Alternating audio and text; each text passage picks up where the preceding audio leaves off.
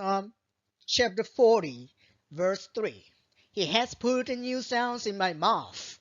Praise to our God. Many will see it and fear and will trust in the Lord. ထို့သောငါတို့ဖျားသခင်ကိုချီးမွမ်းရသခြင်းသစ်ကိုငါမွတ်ဆိုစေခြင်းကအခွင့်ပေးတော်မူ၏လူများတို့သည်သိမြင်၍ကြောက်ရွံ့သောစိတ်နှင့်ထာဝရဘုရားကိုကိုးစားကြလိမ့်မည်